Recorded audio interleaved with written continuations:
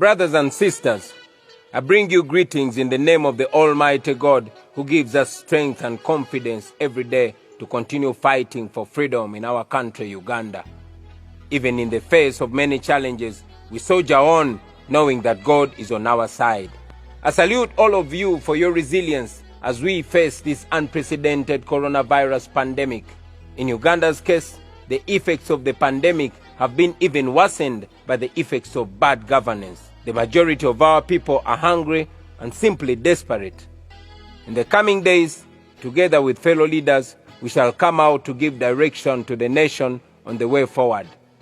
Today, I want to address the issue of persistent fights and public spats between the people who profess to be fighting for freedom and democracy.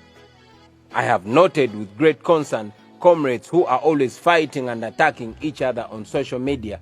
Some comrades have gone ahead to use social media to attack everyone within the forces of change. They are always promoting divisions and suspicions amongst the comrades in a very unprincipled manner.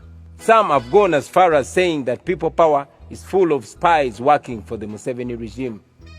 They have deliberately tried to demoralize and demobilize our comrades through targeted propaganda. We all know that this only benefits the regime, and yes, it greatly affects our struggle. So my question to these comrades has always been and continues to be, who are you working for? As I've said in the past, everyone whose actions speed up the fall of the Museveni regime is a comrade, no matter which political formation they belong to. And yes, everyone whose actions help the Museveni regime stay longer must be seen with suspicion, and their intentions must be questioned. By now, I would expect all of us to understand that a dictatorship like that of Museveni survives through promoting divisions amongst the forces of change. Why is this not obvious to those comrades? All dictators use the same trick. They always plan people to bring confusion in the opposition. They might be pronounced pro-regime people, but they may also pretend to belong to the opposition. In our case, for example, they will attack everyone around the leader except the leader. And the intention is that they want the leader to see everyone around him with suspicion. And of course, if the leader is to fall in that trap, then it could be very dangerous for the struggle as a whole. We must judge everyone by their actions. Until someone declares himself or herself to be against the people of Uganda, it is not our place to declare them spies. Why should we demoralize a comrade who wakes up every morning to mobilize against the dictatorship by calling him or her a spy? Question: am I then saying that the regime will not plant people in our camp? Of course not. All dictatorships survive because they use public resources to compromise people within the struggle. They also use violence, they co-opt the elite, and they unleash propaganda and capture all state institutions, just the way it is happening in Uganda. It is not a secret that Museveni has survived by buying off and compromising people within the forces of change over time. As leaders, we have a mechanism to know who amidst us might be working with the enemy.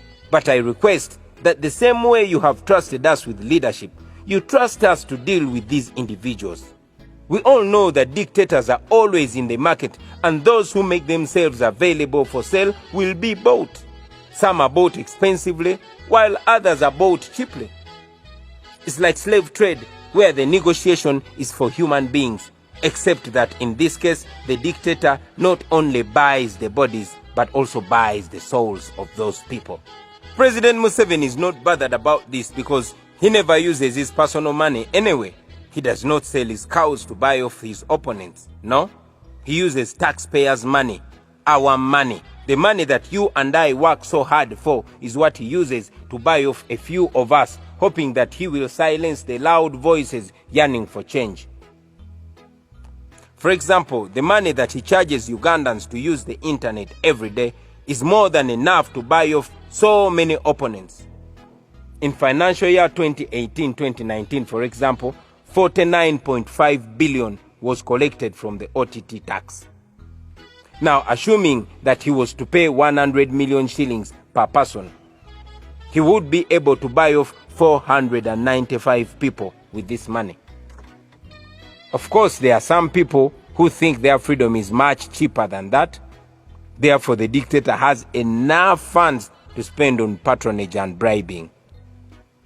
In any case, one of the first things a dictatorship like that of Museveni does is to make people very poor.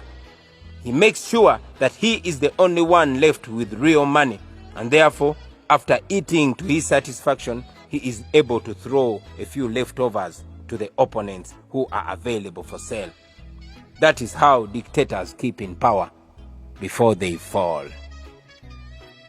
The Museveni regime has excelled in evil, and I'm sure in the years to come, historians will study about it as a classic dictatorship which used propaganda to turn the oppressed Ugandans against each other.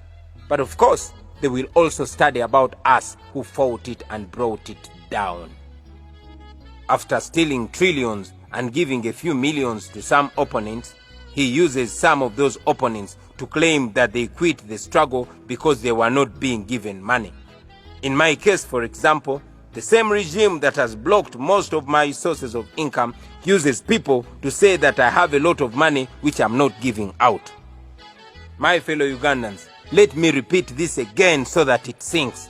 The Museveni regime is buying people using your money. Those people who refuse to be bought will be harassed, intimidated, and some will even be murdered. So please don't be scared when you see all this.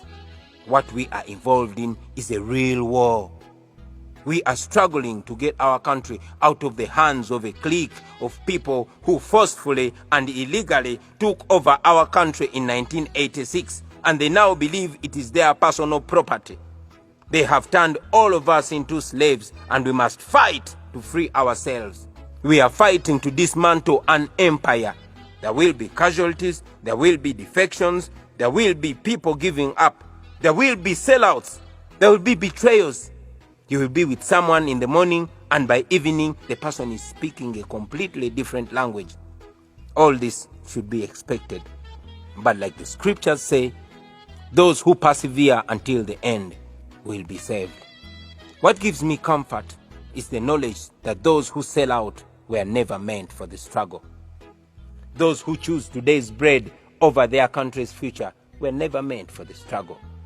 Those who choose personal comfort over the suffering of mothers and children were never meant for the struggle. Those who will drive new cars over the graves of murdered comrades, vehicles donated by the regime in appreciation for selling out, they were never meant for the struggle. The struggle, however, shall be won. It shall be won by those ordinary women and men of Uganda who understand that good has always and will always win evil. We shall win in the end because the people of Uganda are on our side. We shall win because history is on our side. We shall win because the law is on our side. And yes, we shall win because God is on our side. One falls off, the rest of us must move forward. Freedom is coming soon, and it will be our prize. Therefore, comrades, keep your eyes on the prize. No matter how dangerous and scary those dictatorships have been, they have always fallen in the end. We shall overcome.